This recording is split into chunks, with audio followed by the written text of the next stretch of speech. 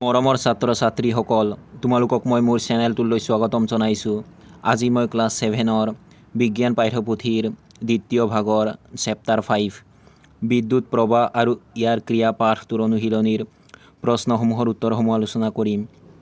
গতিকে তোমালোকে ভিডিঅ'টো প্ৰথমৰ পৰা শেষলৈকে চাবা। অনুশীলনীৰ 1 নম্বৰত দিয়া আছে বৈদ্যুতিক বৰ্তনীৰ নিম্নোক্ত উপাদানবোৰ চিহ্ন তোমাৰ টোকা বহীত আঁকা। সংযোগী তাৰ, বন্ধ অৱস্থাত থকা সুইচ, বাল্ব, কোষ, দি থোৱা অৱস্থাত থকা সুইচ আৰু বেটাৰী। তোমালোকক মই সংযোগী তাৰ, বন্ধ অৱস্থাত থকা সুইচ, বাল্ব, কোষ, দি থোৱা অৱস্থাত থকা সুইচ আৰু বেটাৰীৰ ছবি দি দিছোঁ। তোমালোকে এইখিনি চাই আঁকি ল'বা।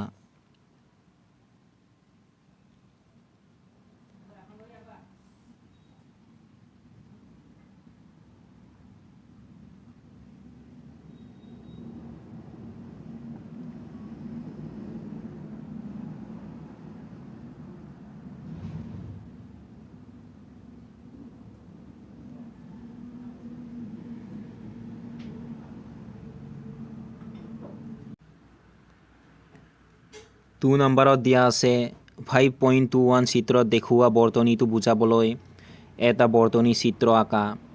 মই তোমালোকক ইয়াত দিয়া বৰ্তনীটো বুজাবলৈ এটা বৰ্তনী চিত্ৰ দি দিছোঁ। এইখিনি চাই তোমালোকে আঁকি ল'বা।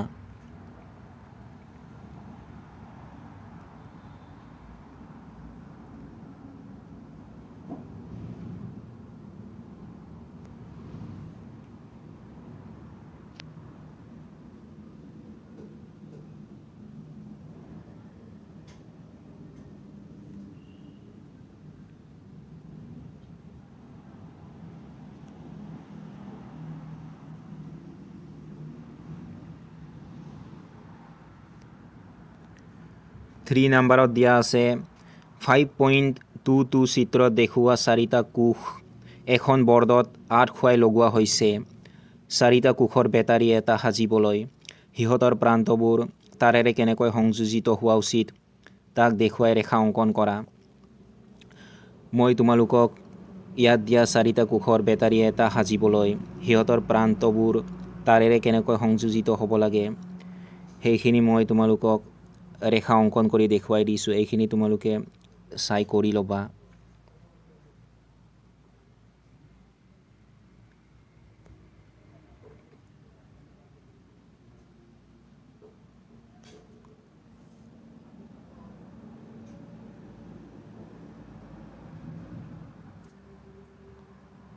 ফ'ৰ নম্বৰত দিয়া আছে 5.23 চিত্ৰত দেখুওৱা বৰ্তনীত বাল্বটো জ্বলা নাই।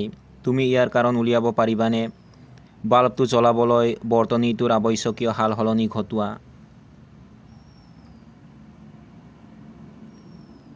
তোমালোকে উত্তৰত লিখিবা বৰ্তনীত থকা বাল্বটো জ্বলা নাই কাৰণ দুয়োটা কোষ সঠিককৈ সংযোজিত হোৱা নাই। বাল্বটো জ্বলাবলৈ এটা কোষৰ ধনাত্মক প্ৰান্ত পৰৱৰ্তী কোষৰ ঋণাত্মক প্ৰান্তৰ সৈতে সংলগ্ন কৰিব লাগিব। ইয়াত মই তোমালোকক বাল্বটো জ্বলাবলৈ বৰ্তনীটোৰ আৱশ্যকীয় সাল সলনি কৰি দিছোঁ। এইখিনি চাই তোমালোকে কৰি ল'বা।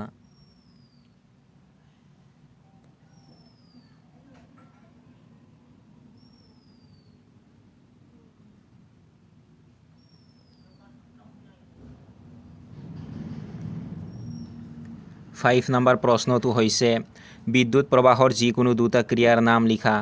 তোমালোকে উত্তৰত লিখিবা বিদ্যুৎ প্ৰবাহৰ যিকোনো দুটা ক্ৰিয়াৰ নাম হ'ল বিদ্যুৎ প্ৰবাহৰ তাপীয় ক্ৰিয়া, বিদ্যুৎ প্ৰবাহৰ চুম্বকীয় ক্ৰিয়া।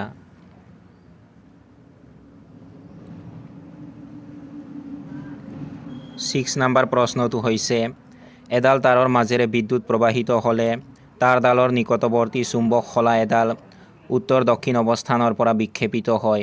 ব্যাখ্যা কৰা। তোমালোকে উত্তৰত লিখিবা হয়, বিদ্যুৎ প্ৰবাহিত হ'লে চুম্বক শলা বিক্ষেপিত হয়। যেতিয়া কোনো পৰিবাহী তাৰৰ মাজেৰে বিদ্যুৎ প্ৰবাহিত হয় তাঁৰডালৰ চাৰিওফালে এটা চুম্বকীয় ক্ষেত্ৰৰ সৃষ্টি হয়। এই পৰিঘটনাটোক বিদ্যুৎ প্ৰবাহৰ চুম্বকীয় ক্ৰিয়া বোলা হয়। চুম্বক শলাডাল নিজে এটা সৰু চুম্বক হোৱাৰ বাবে যেতিয়া ইয়াক তাঁৰডালে সৃষ্টি কৰা চুম্বকীয় ক্ষেত্ৰৰ ওচৰলৈ অনা হয়। দুয়োটা চুম্বকীয় ক্ষেত্ৰৰ মাজত বিকৰ্ষণ বা আকৰ্ষণ বলৰ সৃষ্টি হয়, যাৰ ফলত চুম্বক শলাডালৰ বিক্ষেপণ ঘটে আৰু ই উত্তৰ দক্ষিণ দিশৰ পৰা আঁতৰি যায়।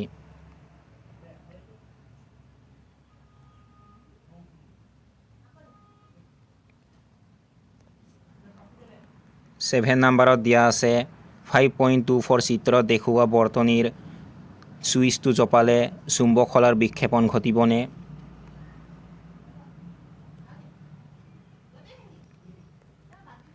তোমালোকে উত্তৰত লিখিবা বিদ্যুৎ শলাৰ বিক্ষেপণ নঘটে, কাৰণ বৰ্তনীটোত কোষ বা বেটাৰী নাই আৰু সেয়ে তাঁৰডালৰ মাজেৰে বিদ্যুৎ প্ৰবাহিত নহ'ব। 8 নম্বৰত দিয়া আছে খালী ঠাই পূৰ কৰা। নম্বৰত দিয়া আছে কোষৰ সাংকেতিক চিহ্নৰ দীঘল ৰেখাডালে ইয়াৰ দেশ প্ৰান্ত নিৰ্দেশ কৰে। তোমালোকে খালী ঠাইত লিখিবা ধনাত্মক। বি নম্বৰত দিয়া আছে দুটা বা ততোধিক কোষৰ সংযোজনক দেশ বোলে। তোমালোকে খালী ঠাইত লিখিবা বেটাৰী। চি নম্বৰত দিয়া আছে কোঠালী উত্তাপকৰ মাজেৰে প্ৰবাহ চালিত কৰিলে ই দেশ হয়। তোমালোকে খালী ঠাইত লিখিবা লোহিত তপ্ত।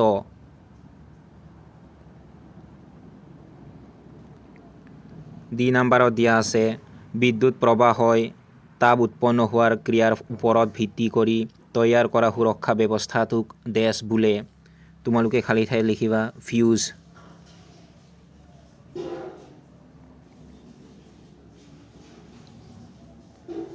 9 নম্বৰত দিয়া আছে তলৰ উক্তিবোৰ ভুল হ'লে ভুলত আৰু শুদ্ধ হ'লে শুদ্ধত চিন দিয়া। নম্বৰ উক্তিটো হৈছে দুটা কোষৰ এটা বেটাৰী সাজিবলৈ এটা কোষৰ ঋণাত্মক প্ৰান্ত আনটো কোষৰ ঋণাত্মক প্ৰান্তৰ লগত সংযোগ কৰিব লাগিব। এই উক্তিটো ভুল, গতিকে তোমালোকে ভুলত চিন দিবা।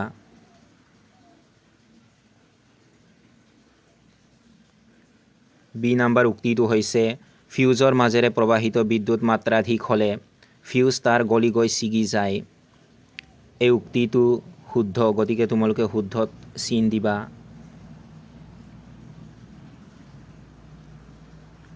চি নম্বৰ উক্তিটো হৈছে বিদ্যুৎ চুম্বকে লোহাৰ টুকুৰা এটাক আকৰ্ষণ নকৰে। এই উক্তিটো ভুল, গতিকে তোমালোকে ভুলত চিন দিবা।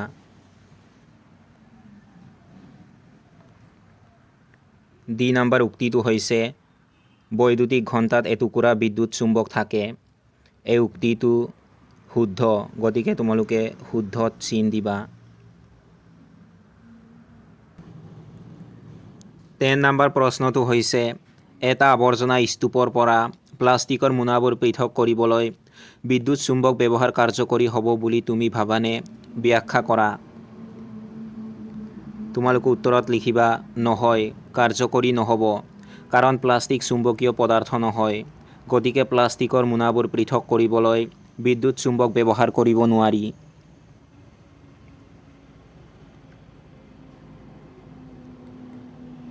এলেভেন নম্বৰ প্ৰশ্নটো হৈছে এজন বিজুলী মিস্ত্ৰীয়ে তোমালোকৰ ঘৰত কিবা মেৰামতিৰ কাম কৰি আছে। এটুকুৰা তাৰেৰে তেওঁ ফিউজটো সলাব খুজিছে। তুমি সন্মত হ'বানে? তোমাৰ প্ৰতিক্ৰিয়াৰ কাৰণ ব্যাখ্যা কৰা। তোমালোকে উত্তৰত লিখিবা নাই, মই সন্মত নহ'ম। এটা বৈদ্যুতিক ফিউজ কিছুমান বিশেষ পদাৰ্থৰে তৈয়াৰী। ইয়াৰ গলনাংক কম। যেতিয়া বিদ্যুৎ প্ৰবাহে সুৰক্ষা সীমা অতিক্ৰম কৰে ই গলি যায় আৰু বৰ্তনী বিচ্ছিন্ন কৰে।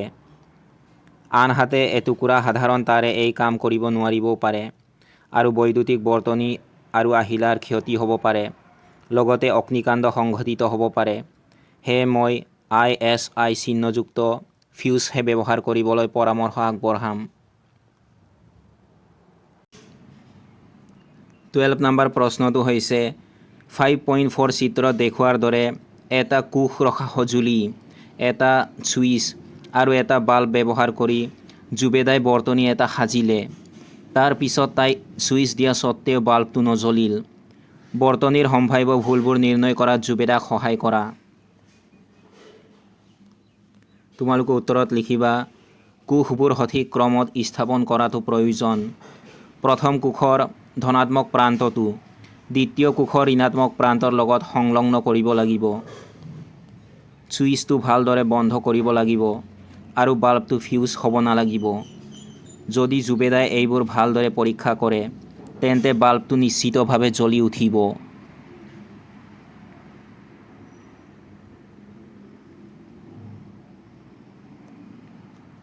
30 নম্বৰত দিয়া আছে 5.25 চিত্ৰত দেখুওৱা বৰ্তনীত এ নম্বৰত দিয়া আছে ছুইচটো অফ অৱস্থাত যিকোনো বাল্ব জ্বলি উঠিবনে? বি নম্বৰত দিয়া আছে ছুইচ অন কৰিলে কি ক্ৰমত এ, বি আৰু চি বাল্ব কেইটা জ্বলিব? তোমালোকে উত্তৰত লিখিবা এ নম্বৰ প্ৰশ্নৰ উত্তৰত লিখিবা তোমালোকে ছুইচটো অফ অৱস্থাত যিকোনো বাল্ব জ্বলি নুঠিব। বি নম্বৰ প্ৰশ্নৰ উত্তৰত লিখিবা ছুইচ অন কৰিলে তিনিওটা বাল্ব একেলগে জ্বলি উঠিব।